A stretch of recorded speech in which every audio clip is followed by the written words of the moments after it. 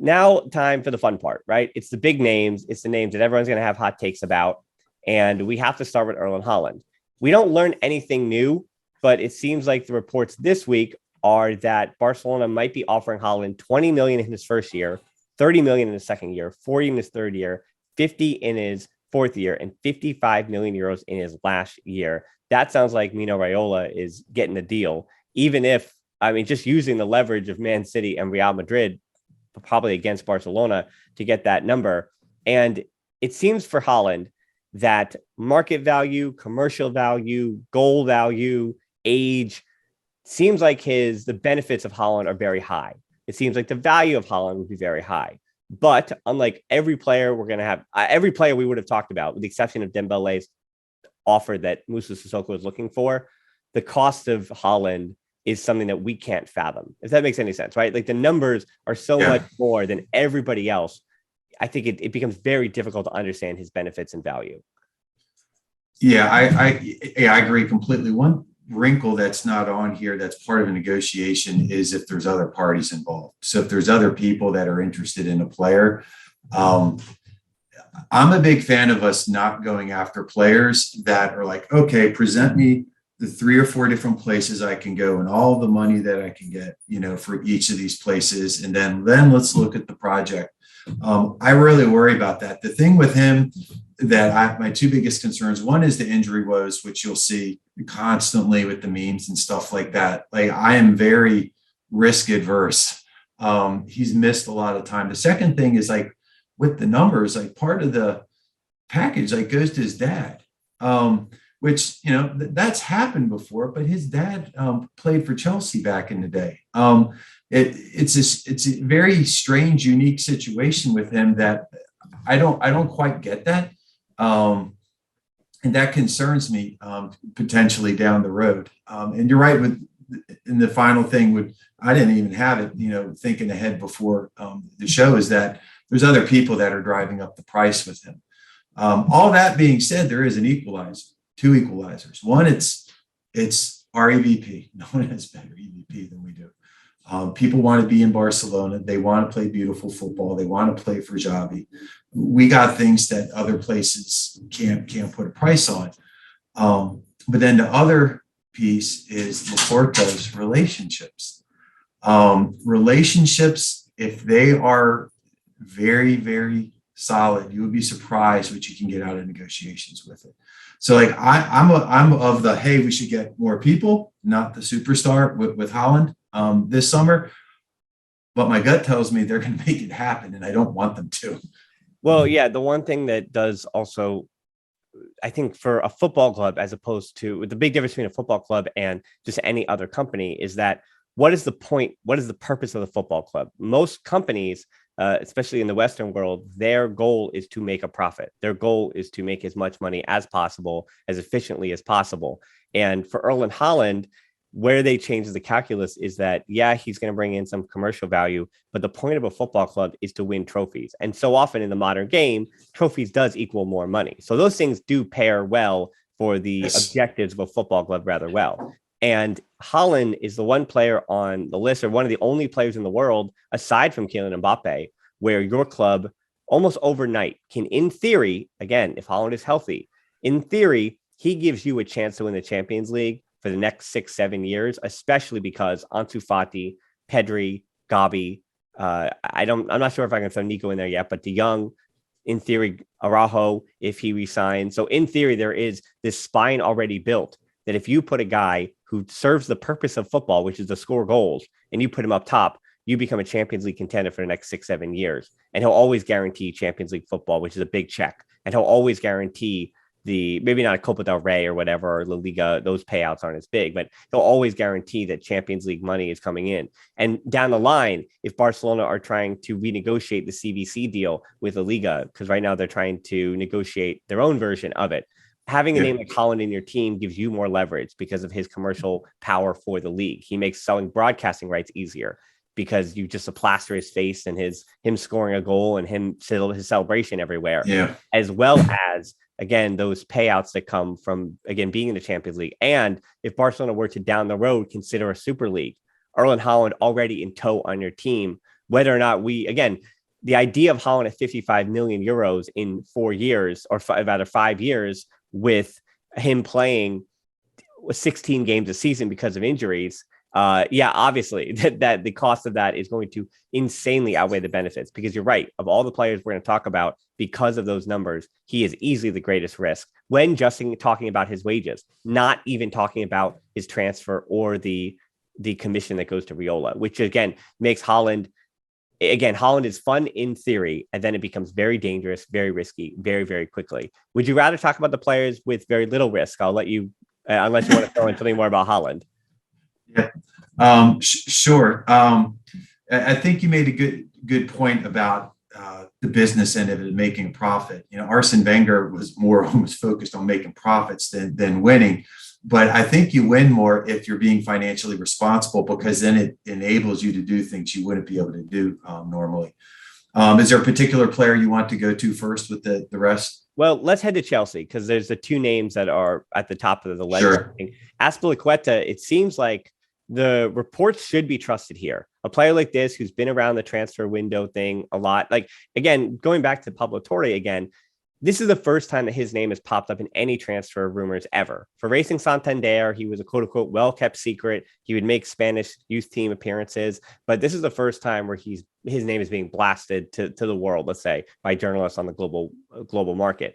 Azpilicueta has renewed over and over again with Chelsea, and since that time, he just has been a stalwart part of Chelsea. That's why he's the captain. And it seems like Barcelona, this is pretty easy for a guy that advanced in his age, that advanced in his career. He knows the way, his agent knows the way. So Barcelona, I think apparently the rumor is they have sent over a 2+1 contract for him, where I think he'll be 36 or 35 in the last year of that deal.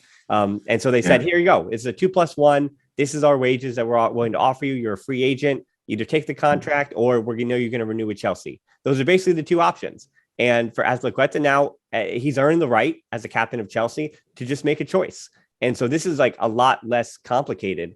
That said, his future for Barcelona is more complicated, because he could potentially just stay with Chelsea and renew, in a way that under Christensen, it seems like this deal is going to be the first to be announced for the summer.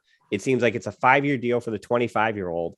And the questions actually aren't about Christensen. It's about how good can Christensen be. But coming as a free agent on that 5-year deal with the wage number that's being rumored, it seems like Christensen falls in that camp of wanting to come to Barcelona, of wanting to be in that climate at 25, wanting to make a move, not feeling like he was going to be an every game starter at Chelsea. And so for his career, there was incentive to come to Barcelona. And of course, for Barcelona, there's incentive for them to take on a free agent center back, because the other names there are Koundé, 60 to 70 million from Sevilla, contract till 2024. Yeah, of course, we all think of it, but likely not possible.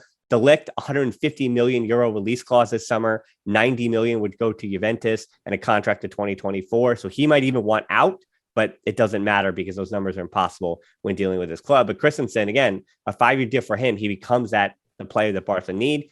Now, the question for you, though, you can look it through a business lens, but again, I think Christensen is pretty simple in this case. If he wants to come and he's a free agent, the contract that he's given by Barca is just the one that they're willing to offer.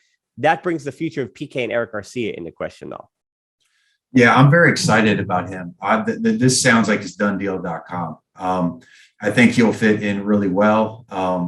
He's already won the Champions League. And he's married. His wife is Danish. I looked up who was married and who wasn't before the podcast. I think that he's coming in and he's going to be great for 4 to 5 years with us. PK,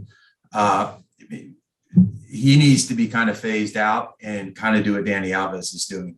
He still is very effective. He should still I think next year probably play 20, 25 starts for us. But we can rotate, and it doesn't hurt to have too many center backs. Eric Garcia, I think it's the same sort of thing. The thing I worry about with him would be reps with Christensen coming in. But bottom line, we need a center back that's going to come in and the questions are answered, and we're solidified at the back. So I feel great about that. I think that he's coming on a free. One thing I want to mention is this year, if you look at everyone that is contracts running, there's so many good defenders, and he's like at the top of the list. Azpilicueta, The last thing I saw with him read that he was going to make his decision based, the top two things were life and family. Um, that means he's probably coming. Is the way that I read that. His wife is from Spain. I forget where. Obviously he is too. I think that it's just time to kind of come back and wind down. I could be totally wrong with that. Maybe there's some sort of personal connection, to Chelsea.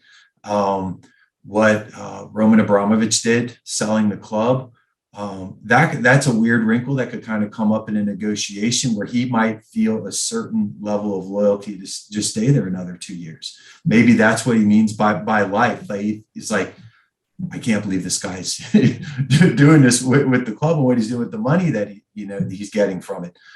He might feel loyal and stay there. Until that happened, I thought he was coming.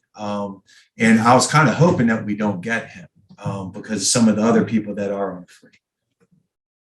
Yeah, and so then moving up the field from Azpilicueta and Christensen to Frank Kessie, the AC Milan midfielder, who I had said weeks ago I would have preferred Boubacar Kamara, who's also a free agent from Marseille. I think because Kamara does play more of a 6 and an 8. Kessie has been in his career. He is 25, so he is a little bit of a more known commodity that he would be a better fit than Kessie moving forward in the future. But it seems like Xavi has asked for one more midfielder. He wants 6 midfielders next year where he can really rotate. And that does tell you about the future of Busquets as well. And he sees something from the player, that being Kessie, that he wants to use. And so I think this is one of those instances where Xavi so far has just nailed it. He's got it right. And who am I to say that a free agent wouldn't make sense at the club? I mean, again, 25, you get 2 or 3 seasons to figure it out. And I'm seeing that it could be 6.5 million per year, which puts him right in the wage structure. So it's not like it's not like he's asking for an inflated number, right? Yep. And so there are comparisons to Seydou Keita, who I try to not say that I think Seydou Keita is a little bit untouchable there, but I think unfortunately midfielders from Africa in particular, they're only ever going to get Yaya Toure and Seydou Keita. And I want to, just break that mold a little bit, because they're from Africa doesn't mean they have to be Alex Song or Seydou Keita and Yaya Toure, because those players were totally different. All 3 of those players, insanely different players. Seydou Keita was my favorite of the bunch, even though Yaya Toure is probably better. Seydou Keita made 170 appearances for Barca at center midfield, 27 at defensive midfield, and 4 at left midfield, scoring 19 goals and 12 assists. And I saw those numbers, and I think with Kessie, he is already at 211 appearances for Milan, 36 goals and 16 assists. So I'm thinking, immediately looking at those numbers, that Kessie could legitimately just be an exact like-for-like replacement, not for Seydou Keita, but of those numbers. If that's what Kessie gives you, 117 appearances, being that rotated midfielder, because Keita could have started almost anywhere else, but he was such an important piece of that puzzle, where over the course of a season, if you're really going to compete in La Liga, Copa del Rey, and the Champions League, and if you've got even bigger, broader goals as well, and you're competing in the FIFA Club World Cup, you're going to need Frank Kessie. You're going to need that player who can come in, who is going to start for you 30 or 25 times in a season, but is only going to start half the time, or less than that, really, a third of the time, and just be exactly what you need. And the level does not decrease much, because again, we're seeing, no offense to Ricky Puig, but when Puig comes on the field, the level of the team obviously has dropped. But how do you give a player like that enough time? As I said, he wouldn't be my pick. It would be Kamara, but this also indicates to me that Kamara's already has his mind made up potentially that he's going to the EPL, or maybe Xavi just doesn't like Kamara as much as he likes Kessie. That's also possible too, because Kamara is younger. He's 22. He might need a little more polishing. Kessie's 25. This guy's in his prime of his career, and Barca have enough young guys. Maybe, again, Xavi and Laporta and Alemany are like, hey, we do need some guys in the 24 to 28 age range just to be this in their prime players. Yeah, Xavi looks for very specific things. He really cares a lot about where people are positionally. I guess in relation to total football, being able to interchange and their temperament with where they're going to be. The times I've seen Kessie play twice this year, and he his temperament seems to be to kind of want to watch everything and make sure everything's taken care of. He gets rid of messes, but he also can attack. He's really fast and he's really strong. I think he'll be a great signing for all the reasons that you just said. I think he's going to fit in. I mean, the comparison to Seydou Keita, I think, is pretty apt, except he's bigger and stronger. There's a lot of things he can do physically that Seydou Keita couldn't in terms of 1-versus-1 defending with strength. And he's primarily on the left side of a double pivot. Forget the other guy, Milan. I might butcher his name. Tonali tends to go forward, and Kessie would stay back when they would press and when they would go forward, and then vice versa. But he's good going forward, and I think it was a year ago he had double-digit goals. So he's going to provide a lot. Our needs aren't really in midfield. From my vantage point, I'm not Javi. I'm more worried about on our back line and maybe a person up front somewhere. But I think he'll fit in immediately, and I think that the comparison to Keita is very apt. Yeah, and it does. Christensen, Azpilicueta, and Kessie all make sense if Xavi does ultimately want to be able to have the option of playing 3 at the back and a double pivot, which we've seen before. And the final name I have you, because Gaia, I'm actually going to say is not a name.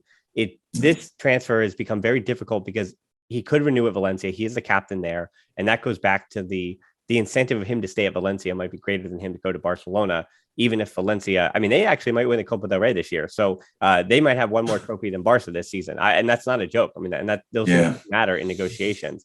So if he doesn't want to come to Barca this summer, maybe Barca will again likely try for free next summer because his contract is up.